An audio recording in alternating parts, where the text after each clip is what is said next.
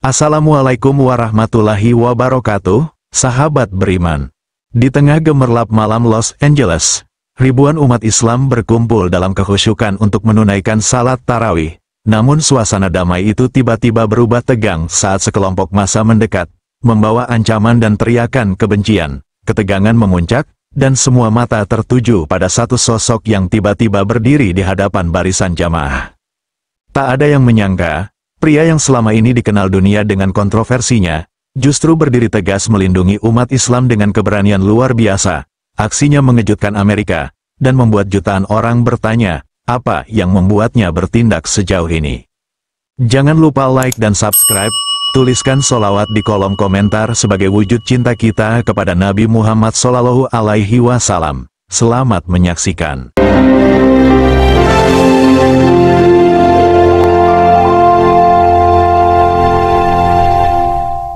Malam itu, langit Los Angeles mendung, awan kelabu menutupi cahaya bintang, menciptakan suasana muram di kota yang biasanya riuh. Di tengah gemerlap gedung pencakar langit dan deru kendaraan mewah, ada sebuah kawasan yang berbeda, Fairfax District, tempat berdirinya Masjid Al-Hidayah, sebuah masjid sederhana di antara pertokoan dan rumah penduduk. Suara azan berkumandang, lantunan itu menyusup di antara bisingnya kota. Jamaah mulai berdatangan, sebagian membawa sajadah, sebagian lainnya menenteng kantong berisi makanan untuk berbuka. Suasana damai memenuhi halaman masjid. Tak jauh dari situ, di kediaman mewah yang menjulang, Donald Trump duduk di balkon rumahnya. Ia memandang ke kejauhan, namun matanya kosong. Tangannya menggenggam sebuah buku tua yang diberikan oleh seorang sahabat lama, seorang muslim dari Timur Tengah yang telah lama meninggal. Buku itu berjudul, Rahmat Bagi Semesta Alam. Ia belum pernah membuka buku itu, bahkan sempat ingin membuangnya, tapi malam itu, entah kenapa, ia membolak-balik halaman pertamanya.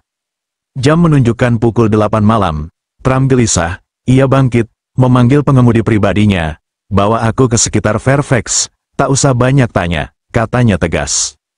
Sepanjang perjalanan, ia terdiam, mobil limusin itu menyusuri jalanan kota yang mulai sepi. Ketika mendekati Masjid Al-Hidayah, Trump menyuruh sopir berhenti, ia turun sendiri.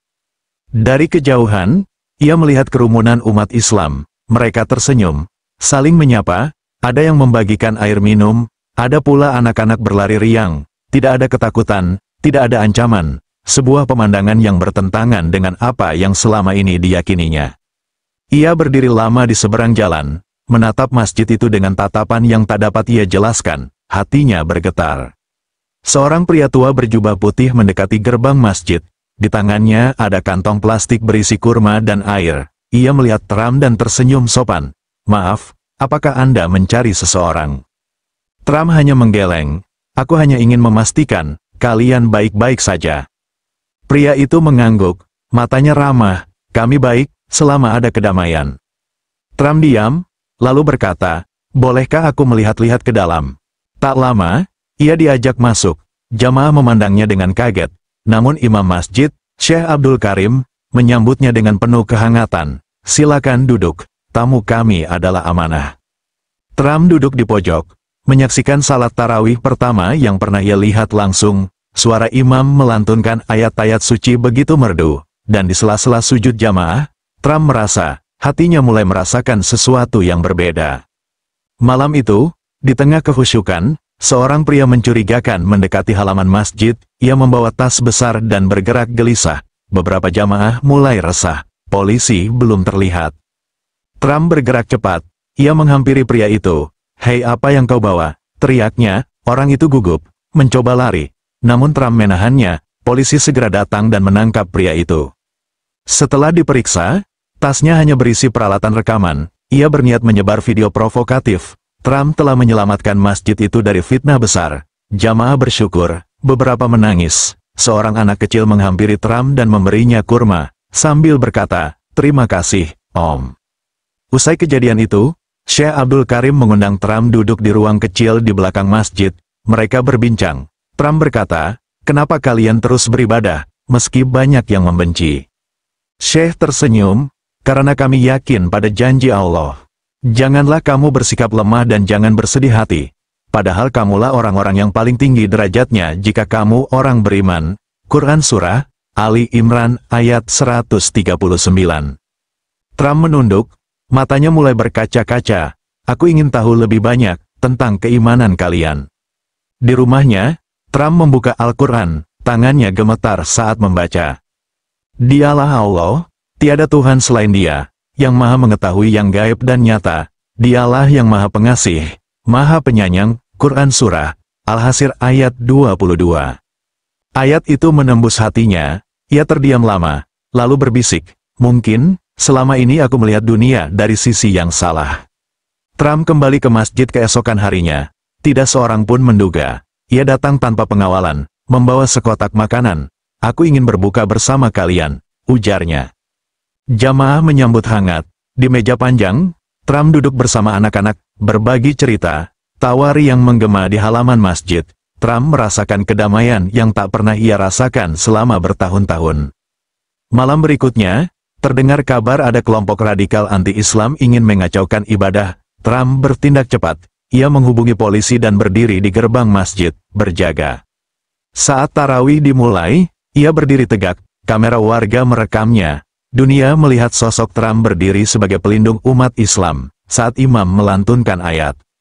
Sesungguhnya Allah akan membela orang-orang yang beriman. Quran Surah Al-Hajj ayat 38. Trump menatap langit, matanya berkaca.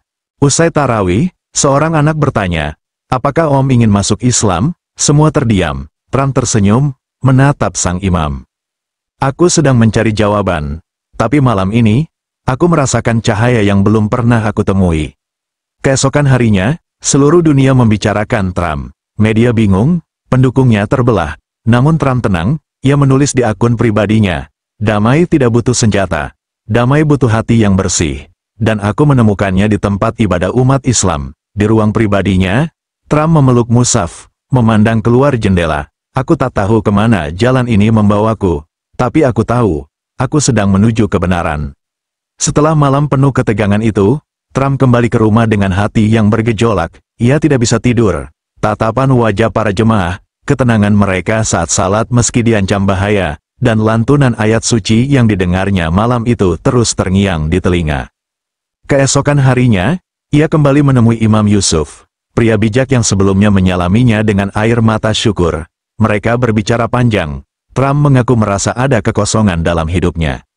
Saya sudah punya segalanya, tapi malam itu, saya merasa kecil di hadapan sesuatu yang agung, katanya dengan suara bergetar.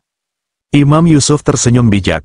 Mungkin itu tanda, Tuan, tanda bahwa Allah ingin mengisi hatimu dengan sesuatu yang jauh lebih berarti. Malam itu, Trump bermimpi aneh. Ia berjalan sendirian di padang pasir yang luas, haus dan lelah, hingga ia melihat cahaya dari kejauhan. Di sana, seorang lelaki berpakaian putih menawarinya air dari cangkir kecil, sambil berkata, air ini adalah hidayah, hanya yang mencarinya dengan tulus yang akan menemukannya. Trump terbangun dengan keringat dingin, ia terduduk dan menatap langit malam dari jendelanya. Apa ini petunjuk? Bisiknya.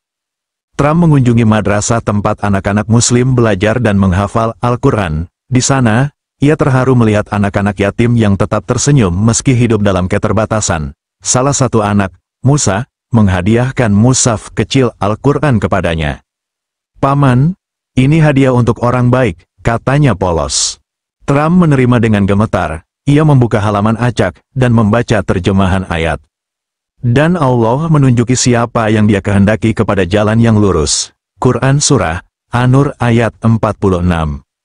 Dadanya bergetar, air mata mengalir tanpa ia sadari. Trump menghabiskan malam itu membaca Al-Quran terjemahan.